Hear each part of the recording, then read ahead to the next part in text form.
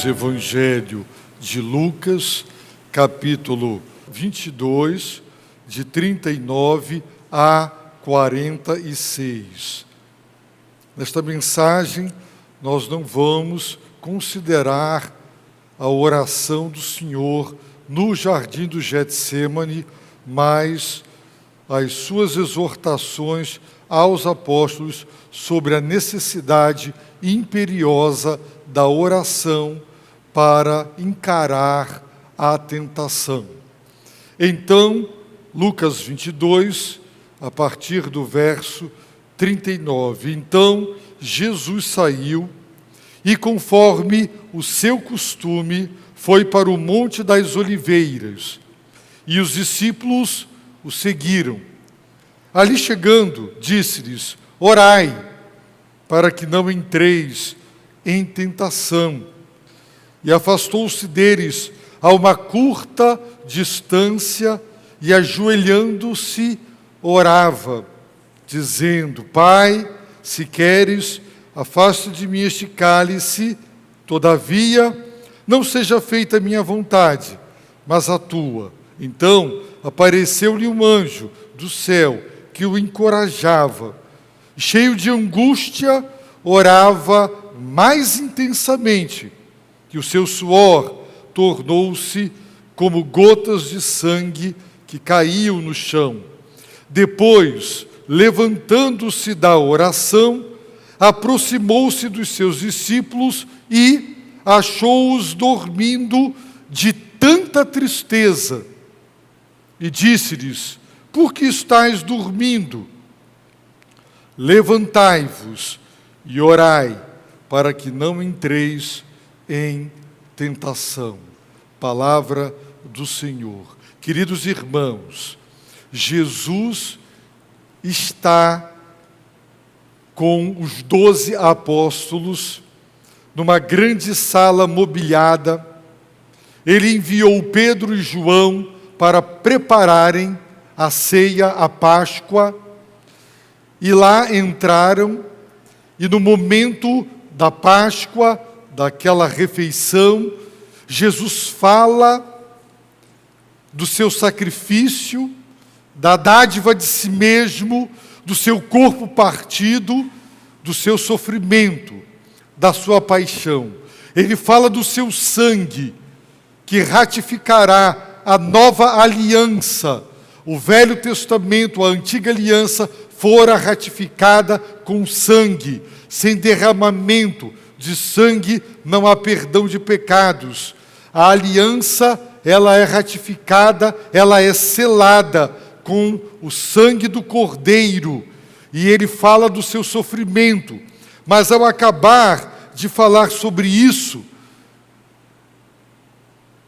ao falar da sua dor, os apóstolos entraram numa discussão tola, soberba, prepotente, sobre quem entre eles parecia ser o maior.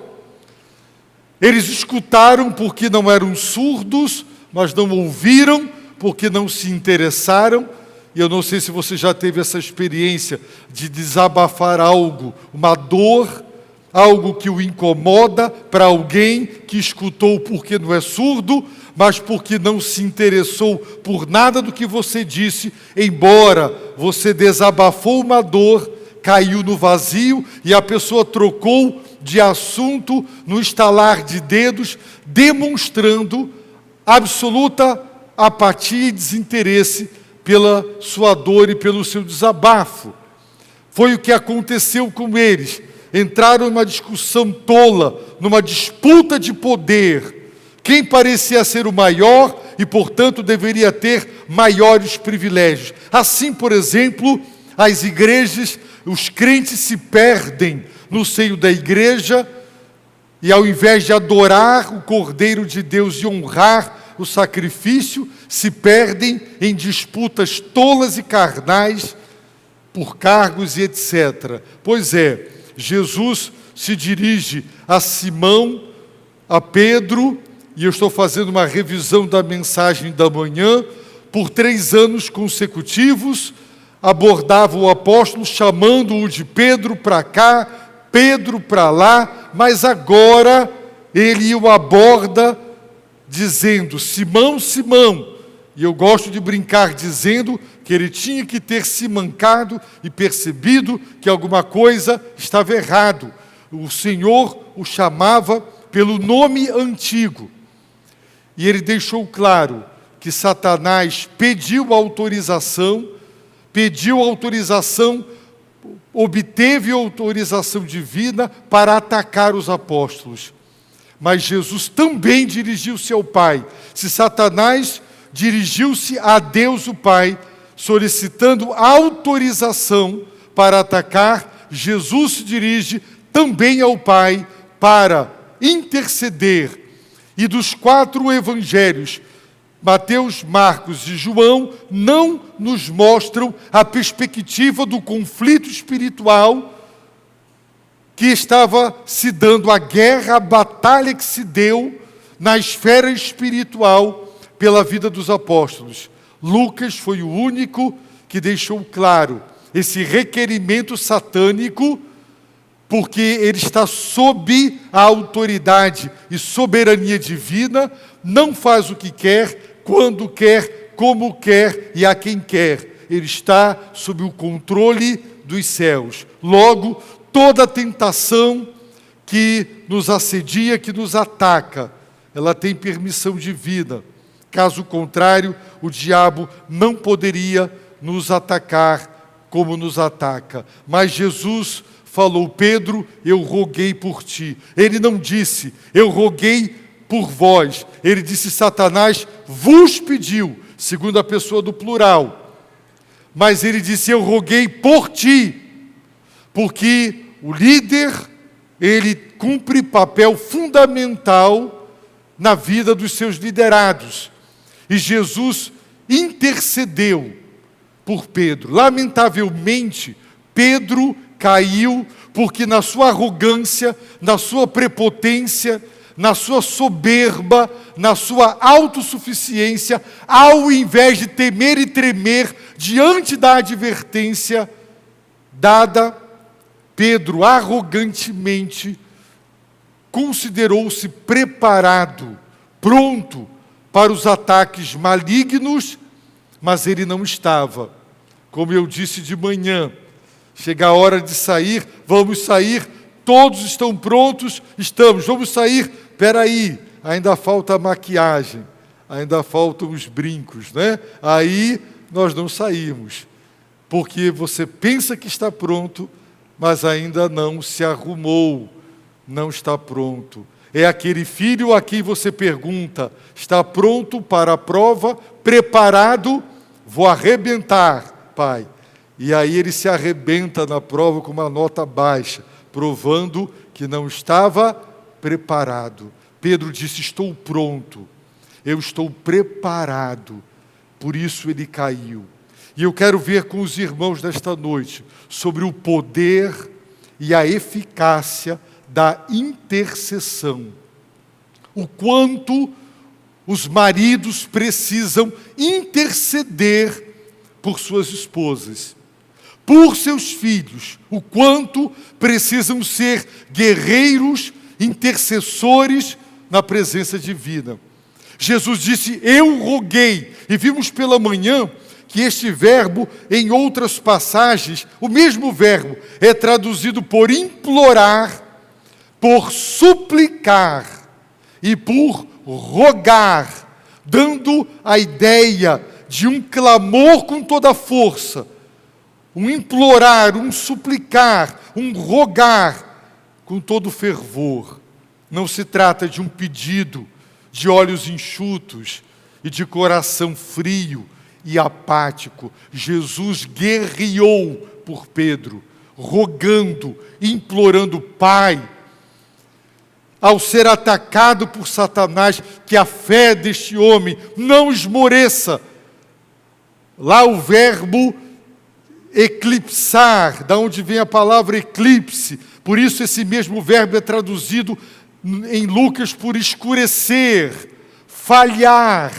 Em Hebreus, chegar ao fim, para que a fé não chegue ao fim, não falhe, não escureça, não haja um eclipse da fé. E você tem que orar, clamar a igreja, pelos pastores, pelos líderes, orar. Esposas sábias, filhos sábios e tementes a Deus intercedem pelos pais e pelos maridos, porque Satanás mira nos líderes. Líderes fazem a diferença, líderes têm visão de Deus, têm norte, eles reúnem, recrutam, capacitam, motivam, mobilizam. Líderes fazem diferença e Deus sempre liderou o seu povo através de seres humanos, sempre, invariavelmente. Por isso Deus deu à igreja pastores, evangelistas, mestres, líderes para o pastoreio, para o cuidado do rebanho. Ovelhas oram pelos seus líderes, pelos seus pastores, o poder da intercessão. Mas Pedro caiu. E por que Pedro caiu? Em primeiro lugar, porque ele disse: estou preparado, eu estou pronto. Como a igreja, lá no Apocalipse, eu li hoje pela manhã, esta igreja, lá no livro do Apocalipse, a igreja de Laodiceia. A igreja de Laodiceia dizia: sou rico, tenho prosperado, nada me falta, mas não sabes, tu não sabes, igreja, que és infeliz, miserável, pobre, cego e nu. Aos olhos de si mesma, aquela igreja era rica, próspera, nada me falta. Aos olhos do Senhor, ela era infeliz. Muitos se consideram crentes fiéis, fortes, inabaláveis. Aos seus próprios olhos, são capazes de enfrentar o que der e vier. E quando vem a tentação, caem, desmoronam, porque na sua arrogância não foram humildes. E Deus procura aqueles que tremem diante das suas advertências. E Pedro não tremeu diante das advertências, por isso ele caiu. A segunda razão por que Pedro caiu foi porque Jesus saiu do cenáculo, da grande sala mobiliada, terminou a ceia, ele saiu, conforme o seu costume, foi para o Monte das Oliveiras, sabendo, de acordo com Lucas 21:37, ensinava no templo durante o dia, depois de sair, passava a noite no monte chamado das Oliveiras. Judas já tinha se retirado, Jesus sabia, como seu costume, Judas sabia que Jesus ia para lá, e quem não quer ser preso e não quer ser pego, não vai para o lugar da emboscada. Mas Jesus estava voluntariamente se ofertando, se entregando. O seu sacrifício foi voluntário, foi espontâneo, foi de amor. Ele não foi pego, surpreendido. Ele foi para o lugar costumeiro, para onde ele sabia que Judas levaria aqueles que o prenderam. E os seus discípulos o seguiram. E aquele que ensinou sobre a oração, pregou sobre a oração, ele vai exemplificar, orando, porque ele vai enfrentar a sua paixão. E ele vai enfrentar a tentação. Ele vai enfrentar todos os desafios. E ele ora, ele vai orar. Ele vai orar. E aquele que ensinou a orar, pregou sobre a oração e exemplificou, ele diz: orai. Está no modo imperativo. Orai é uma ordem. Para quê? Para que não entreis em tentação. Vocês entraram nessa sala e estão aqui. Tentação, peirasmos, a palavra significa submeter a teste. Essa palavra é usada para Deus quando Ele nos submete a teste. Só que o tradutor traduz por provação, porque Deus não tenta ninguém, Deus não pode ser tentado pelo mal, mas Deus prova. Mas a palavra significa apenas isso, submeter a teste. Mas Deus não nos submete a teste para nos ver cair, para nos ver desobedecendo. É para nos dar oportunidade de demonstrar a nossa lealdade, a nossa fidelidade, para nos ajudar a termos consciência do nosso estado de saúde espiritual, porque na nossa cegueira, na nossa soberba, julgamos que somos fiéis, que estamos bem e somos fortes, quando não somos. E as provas, elas mostram que nós não sabemos nada. Um professor pode fazer uma prova para avaliar o quanto os alunos aprenderam e sabem. Um professor raivoso, eu conheci um assim, ele estava zangado com a turma, ele queria pegar a turma e ele preparou uma prova para arruinar com a turma, para que a turma se desse mal. Aquele teste foi feito para reprovar, para prejudicar. A intenção era má, não era boa. Portanto, Deus testa e o tradutor traduz, Deus prova. A palavra é a mesma, mas a intenção de Deus não é que você caia, que você desonre o Evangelho e a Ele, mas que você tenha a oportunidade de lealdade.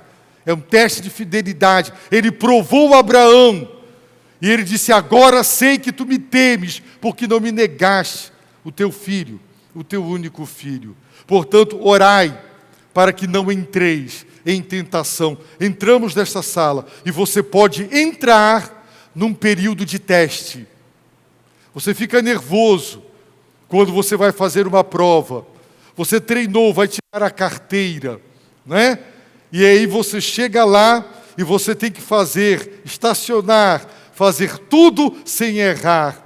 E você sabe fazer, mas o período de teste deixa você nervoso. E muitas vezes você erra porque você está sob teste. E Jesus está dizendo: ore, para que você não entre num período de teste. Porque quando você está sendo testado, você pode ser aprovado, mas você pode ser reprovado. Então ore, peça a Deus, clame a Deus, para você não entrar num período de teste. Porque se você se conhece, você sabe que se naquela área o teste for difícil, você vai cair. Então ore e peça: Deus, me livra, tira do meu caminho, tira da minha vida, me livra, não me deixe entrar em tentação. Pedro caiu porque ele não orou. A Bíblia diz que Jesus os achou dormindo de tanta tristeza. A segunda razão por que Pedro caiu foi porque ele não orou. A terceira razão foi porque ele estava dormindo de tanta tristeza. Eu não sei com vocês, mas quando eu estou muito triste, só me dá vontade de dormir. A tristeza, a depressão, ela nos arrasa, nos abate, e você fica sem ânimo. E a vontade é deitar e dormir para tentar esquecer. E eles estavam dormindo de tanta tristeza, não estavam dormindo de tanto cansaço, porque tiveram um dia exaustivo, não. Eles não estavam dormindo de tanto sono, de tanta tristeza.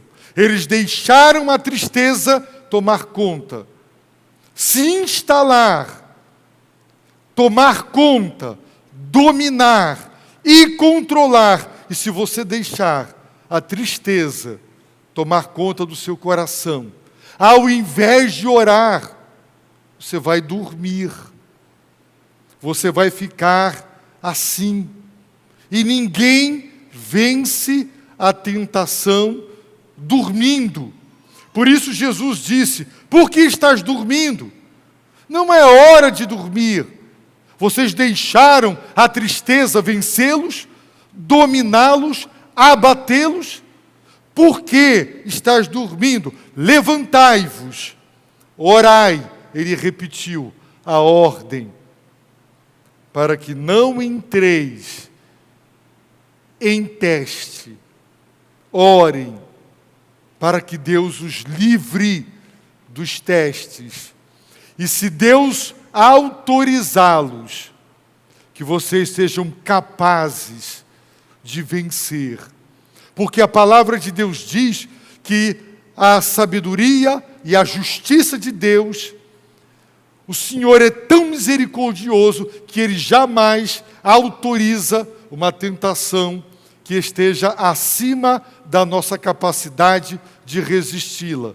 E simultaneamente com a autorização, a permissão para a tentação, Ele providencia o escape, a saída, a vitória. Portanto, se você não ora, você não encontra o escape providenciado por Deus, a solução para vencer a tentação. Você está sendo tentado a odiar alguém, a rejeitar, a desprezar alguém. Lembre-se de Jesus na cruz. Se você tropeça e cai, e alguém ri, dá raiva, não dá? Dá raiva. Muita coisa dá raiva na gente, pois Jesus está crucificado, agonizando. A morte por crucificação, o propósito dela era torturar antes de matar. Porque executar é só dar um tiro na cabeça, ou degolar, como era costume. Crucificar, não. O propósito é fazer o indivíduo sofrer, e sofrer muito, e agonizar. Tinham pessoas que ficavam semanas na cruz, dias na cruz, agonizando até morrer. Jesus está ali agonizando, e eles estão zombando dele. Os irmãos sabem o que significa as pessoas caçoarem de você, zombarem de você. Ali ele foi tentado a odiá-los. E se Jesus os odeia ali, ele teria caído segundo Adão. E Satanás, que venceu o primeiro Adão, venceria o segundo Adão. Jesus foi tentado a odiar os que debochavam, os seus algozes, que curtiram com ele. Salvou tanta gente. Salve-se. Se és o Filho de Deus, desce da cruz. Eles meneavam a cabeça, né? Esse gesto, dizendo, olha aí, cadê o Jesus Cristo? Irmãos, temos que orar para não entrar em tentação. É difícil não odiar quem te faz o mal, quem te prejudica, quem deliberadamente quer estragar a sua vida. É muito difícil não ter mágoas e rancor de quem te faz o mal. É muito difícil você tentado ao ódio, ao ressentimento. E quando tudo começa a dar errado, repetidas vezes, você é tentado a se tornar um murmurador e uma pessoa amarga, com quem não há prazer de conviver, de tão amarga ou amargo que nós nos tornamos. Há muitas tentações. Orai para não cair em tentação. Não pense, não, se me magoar eu perdoo. Você não tira de letra assim. Não é fácil. Pedro caiu porque foi arrogante, porque julgou-se preparado, mas não estava. Caiu porque não orou. Caiu porque deixou que a tristeza, que a depressão o controlasse e o dominasse. Caiu porque, de acordo com o versículo 54, então, prendendo-o, levaram-no para a casa do sumo sacerdote, e Pedro os seguia de longe. Quando você segue Jesus de longe, você cai. Se você for para o centro, nos dias normais, é tanta gente cruzando para lá e para cá, que se o seu filho estiver atrás de você, ou se você estiver atrás de alguém, se você não estiver seguindo bem pertinho, você perde. Porque quando você segue, tem que ser pertinho, colado, grudado. Jesus nos convidou a segui-lo. E para poder usufruir da sua presença e não perdê-lo de vista, temos que segui-lo de perto. Mas tem gente que consegue ficar segunda, terça, quarta, sem se ajoelhar, sem abrir a palavra, sem buscar a face, e segue de longe. E porque segue de longe, a comunhão esfria. Os laços, ao invés de estreitar, se alargam. A comunhão dá lugar à frieza. Você já encontrou alguém com quem você já teve tanta intimidade e agora você olha e é uma frieza, uma distância, não é? Gigantesca, uma frieza, e você se lembra, puxa, como era diferente. Pois é, se você seguir a Cristo de longe, vai ser assim, e você vai cair, porque a seiva que vem da videira é que faz o galho produzir folhas, flores e frutos. Se você seguir Jesus de longe, é isso que vai lhe acontecer.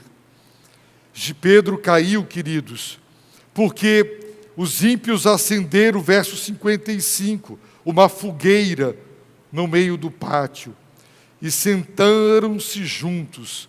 Pedro, chegando, sentou-se entre eles. Pedro foi se aquecer na roda dos escarnecedores. A palavra de Deus nos exorta a não aceitar o conselho dos ímpios, as opiniões dos ímpios. Os ímpios têm conselhos, opiniões, ideologias para compartilhar, para persuadir.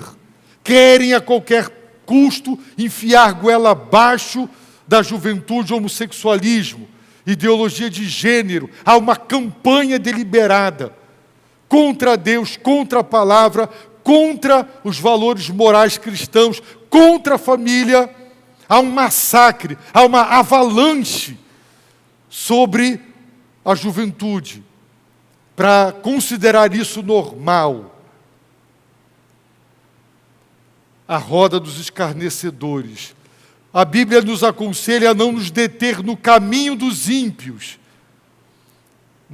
A estrada, o caminho pelo qual eles andam. E a não se assentar na roda daqueles que escarnecem de Deus, da palavra de Deus, da verdade de Deus. E Pedro foi se aquecer ali. Por isso, Pedro caiu. Cuidado com as companhias. Parece que temos bons amigos, pessoas educadas, mas existem influências perniciosas, danosas em nossas vidas. E nós temos que ter a coragem por amor a Cristo. E ele diz: quem ama pai, mãe, filhos, filhas, mais do que a mim, não é digno de mim. E quando você não abre mão de algumas amizades, de alguns convívios, mesmo que laços familiares, com pessoas que não estão andando com Deus, submissos a Deus, comprometidos com Deus, você vai ser influenciado. E não demorará muito. Você pensará, se comportará, falará como um deles. Não se aceite na roda dos escarnecedores. Não queira se aquecer na fogueira dos ímpios, na roda dos ímpios. Não é para você. Deus nos tirou do mundo. E mundanos são aqueles que não aceitam as verdades de Deus e defendem as suas próprias ideias, mesmo que com inteligência e com bons argumentos, mas não são as verdades do Altíssimo. Pedro caiu, meus irmãos, porque foi soberbo, arrogante, autossuficiente, e porque pensou equivocadamente: estou preparado. Pedro caiu porque não tremeu diante da advertência, e hoje pela manhã eu disse: quantas pessoas já me disseram no gabinete: pastor, eu fui ao culto, a palavra era para mim. Um irmão falou comigo, a palavra que me deu foi para mim. Eu li a Bíblia, o versículo era para mim. Não foi por falta de advertência, foi porque eu não ouvi, eu não tremi diante das advertências. Não foi por falta de avisos que eu caí, não foi. Pedro não tremeu. O Filho de Deus lhe disse: Pedro, Satanás vos pediu para peneirá-los como trigo. Era para ele temer e tremer, porque Jesus estava dizendo: vem fogo cruzado, vem fogo, vem tempestade, vem ataque severo. E Pedro não tremeu. Pedro arrogantemente disse: estou pronto. Ele não estava. Como muitos de nós, Pedro caiu porque não orou. Jesus intercedeu por ele, mas agora ele não intercedeu por Jesus. A tristeza, a depressão tomou conta. Não deixe a tristeza dominar. Não se isole. Procure os irmãos, as irmãs, o corpo de Cristo, a comunhão. Não se isole, para que a tristeza não o domine, não o controle e não o abata a ponto de você nem sequer ter forças para orar e só querer dormir. Pedro caiu porque não orou, não intercedeu, não acreditou no poder e na eficácia da oração. Pedro caiu porque seguiu Jesus de longe. Pedro caiu porque foi se aquecer na roda dos escarnecedores. E quando ele nega pela terceira vez conhecer o Senhor, o galo cantou. Quando o galo cantou, eu creio que Pedro olhou para Jesus, porque quando Jesus olhou, virando-se, Pedro estava para lá, Jesus estava numa outra direção, virando-se.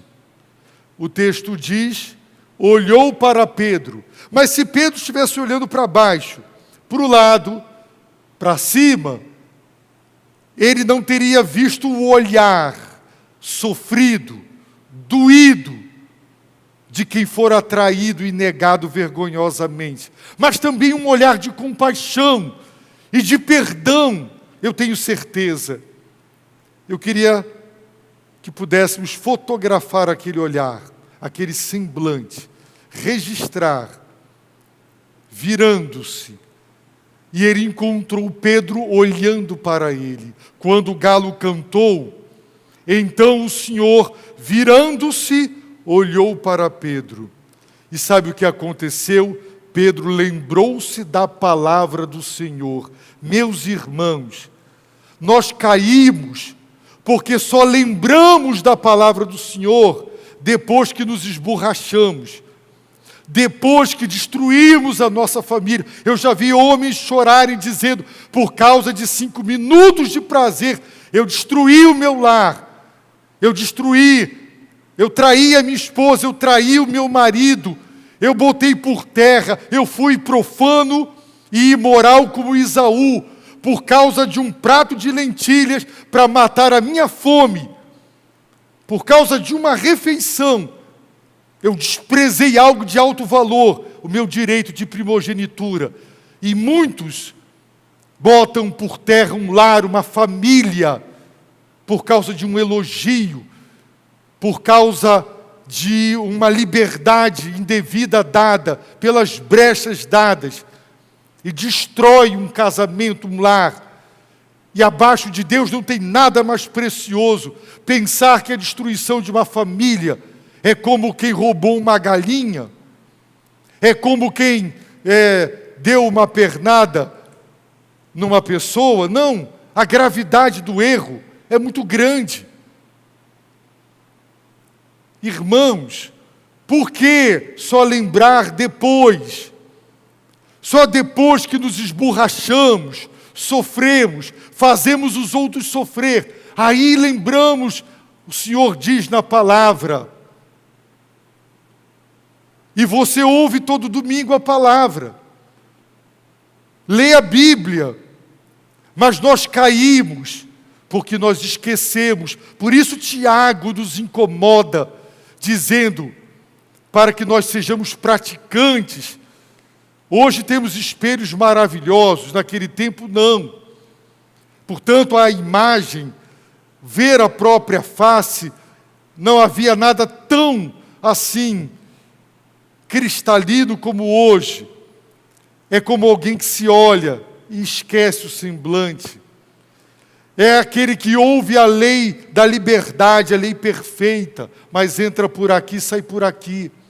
Há pessoas que têm prazer em ir para o YouTube todo dia, ouvir sermões e sermões, quilos, toneladas de sermões e de leituras da Bíblia, mas que entra por aqui e sai por aqui. Sede praticantes, diz Tiago. Não sejam só bons leitores, bons ouvintes. Há pessoas que têm prazer em ouvir a palavra, mas na hora de obedecer, não. Caímos, irmãos, porque só lembramos da palavra. Mas Jesus, quando tentado no deserto, não por um demônio, uma sécula de Satanás, não, pelo próprio Satanás. Ele não é onipresente, mas ele pessoalmente estava lá e atacou o Filho de Deus e atacou os apóstolos. Talvez ele não te ataque pessoalmente, ele não está em toda a terra, ele não é onipresente, mas ele tem os asséculas dele, os demônios sob sua autoridade e que atacam a gente. Pois é, no ataque de Satanás a Jesus no deserto, a primeira tentação, Jesus disse, está escrito. Ele lembrou da palavra. Segunda tentação, Jesus respondeu, está escrito. Ele lembrou da palavra. Aí o diabo disse, o terreno, o teu campo de batalha é a palavra? Aí ele cita a palavra, o Salmo 91, distorce o texto e aplica de maneira errada para Jesus cair. E o que Jesus fez? Está escrito de novo. Ele lembrou da palavra. Para não cair, você precisa ler a palavra, estudar a palavra, interiorizar a palavra e obedecer a palavra. Lembrar dela na hora que a tentação vem. Pedro caiu porque não se lembrou da palavra. Mas, meus amados irmãos, o Senhor, quando o galo cantou, ele estava para cá, para lá, não sei, mas ele virando-se, a palavra diz que ele virando-se, ele olhou para Pedro, e ele encontrou Pedro, olhando para ele.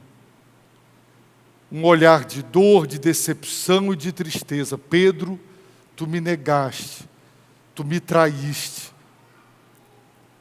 Mas também, eu tenho certeza, foi um olhar de misericórdia, de compaixão, de quem diz o cair é do homem, mas o levantar é de Deus.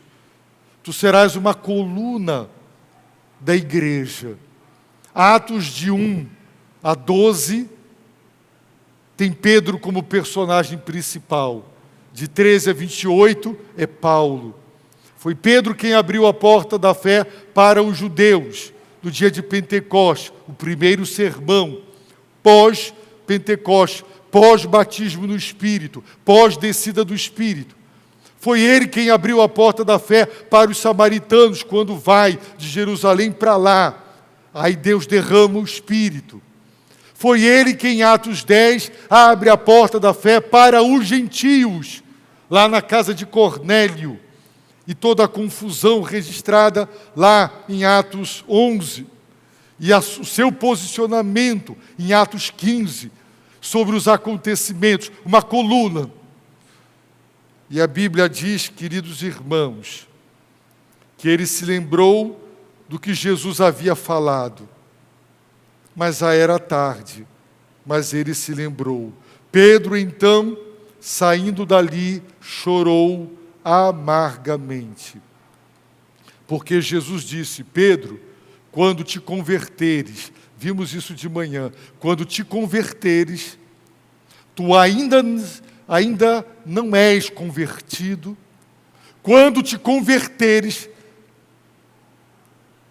fortalece teus irmãos.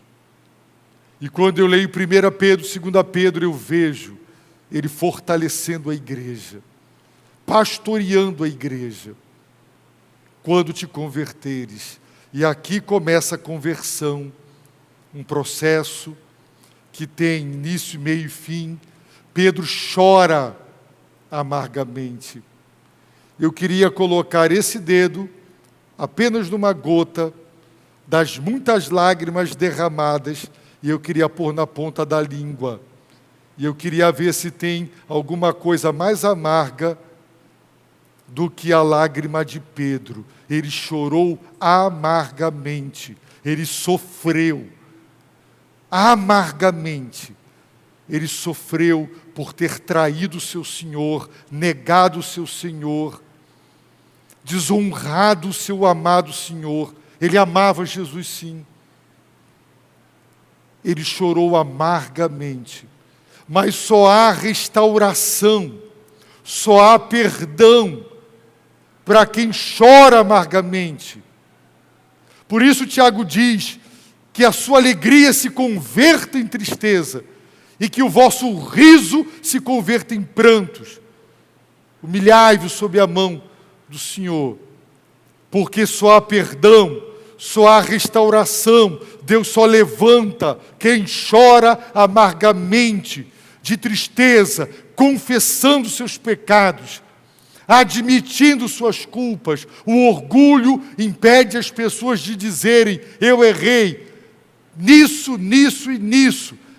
Admitir os seus pecados e confessar e chorar amargamente pelos erros cometidos. Mas quando choramos amargamente, esse Deus maravilhoso, misericordioso, que não tem nenhuma obrigação, nenhum dever de nos perdoar.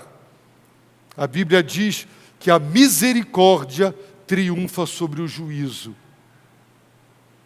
E a misericórdia do Senhor triunfou sobre o juízo, porque Ele disse: quem negar as minhas palavras e me conhecer, quem negar o Filho do Homem, lá no juízo final eu também o negarei. É grave negar conhecer Jesus e as suas palavras, mas ele chorou amargamente. Por isso, Deus o restaurou e ele se tornou a bênção que foi até os nossos dias. Por isso eu quero convidar você a refletir sobre essa experiência de Pedro. Você tem caído, reincidido, sido derrotado por aqueles mesmos pecados, as mesmas confusões, os mesmos conflitos, as mesmas causas ao longo dos anos. Por quê? Porque você pensa que está preparado para enfrentar as tentações, mas não está.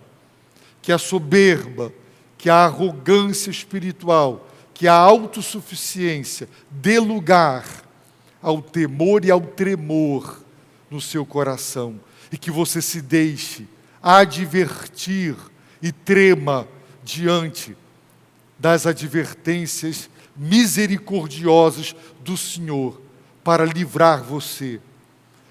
Ore, pelo amor do Senhor Deus, pare de negligenciar a oração. Só há poder para vencer a tentação na oração. Ore, orai é mandamento, orai, tenha vida de oração, acorde cedo para orar, faça tempo para orar, se curve. Jesus, ajoelhando-se, orava, ajoelhando-se. O costume judaico era orar de pé.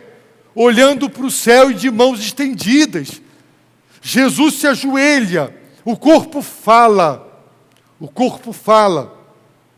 Quem analisa os gestos corporais, entende o que está se passando com alguém, observando os gestos, como cruza a perna, como toca em você, o corpo fala.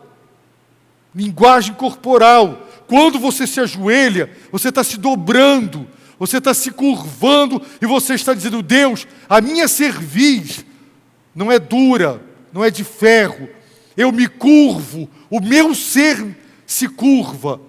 Porque quando o seu corpo se curva, você se curva. Você não diz assim: você deu um tapa no meu corpo. Você diz: você me deu um tapa. E quando o tapa é dado na tua face, não é só a tua face que recebe o tapa, é a tua alma, fere no coração, porque você é um ser integrado. Por isso você não diz: meu corpo tomou um tombo e caiu e se machucou. Você diz: eu caí, eu me machuquei. Quando você se dobra, você está dizendo: Deus, eu estou me curvando, eu estou me humilhando, eu estou me dobrando. A oração não é para dobrar Deus. Tem gente que na sua carnalidade distorce a palavra e pensa: orai sem cessar, pede, pede, pede, porque Deus vai dar. Então ele acredita que ele vai vencer Deus na teimosia, porque Deus vai cansar, e para se livrar dele, ele vai atender. A oração não é para dobrar a vontade de Deus, a sua vontade. A oração é para dobrar você, curvar você, quebrantar você, quebrar a sua vontade de fazer só o que o seu eu quer, o seu eu pecaminoso, que tem que ser crucificado, negado a si mesmo. A oração é para se dobrar a sua vontade, o seu querer. Deus, a minha vontade é essa, mas eu me dobro, eu me curvo à tua vontade. A oração é para isso. Se você orar, você não vai cair em tentação. Se você percebe que está ficando triste, não deixe a tristeza te controlar e te dominar. Se você está se isolando, se afastando da comunhão do corpo de Cristo, não faça isso. Procure os irmãos, procure ajuda, esteja inserido na comunhão do corpo de Cristo. Não deixe a tristeza te fazer dormir, porque você não vai orar. Não siga Jesus de longe, siga-o de pertinho. Não se assente, não queira se aquecer na roda dos escarnecedores. Aquilo é fogo estranho, não é fogo de Deus, é fogo estranho. Quer calor? Procure o calor do Espírito, o fogo do Espírito, o calor da comunhão do corpo de Cristo. E em último lugar, lembre-se da palavra do Senhor. Quando a tentação vier, diga: está escrito, está escrito, está escrito. A solução é a palavra. Lembre-se do Senhor e da palavra do Senhor. Se porventura eu e você não fizermos o que devemos e fizermos o que não devemos, como Pedro, então chore amargamente, humilhe-se, peça perdão do fundo da sua alma, do fundo do seu ser. Eu posso lhe pedir perdão e você pode acreditar em mim. E se eu for uma pessoa falsa, hipócrita, você não é capaz de mergulhar no meu coração, mas Deus mergulha no nosso ser e Ele sabe se você de fato está arrependido, se o seu pedido de perdão é sincero, é real, é verdadeiro. Ele está vendo se tuas lágrimas são amargas ou são de crocodilo. Ele sabe. Então chore amargamente diante do Senhor. E Ele vai restaurar, Ele vai perdoar, E Ele vai renovar, e você vai ser uma bênção na sua família. Aonde seria um lugar de derrota, de destruição, de infelicidade, será um lugar de alegria, de paz e de felicidade, porque Deus restaura. Não há nada que Deus não possa restaurar.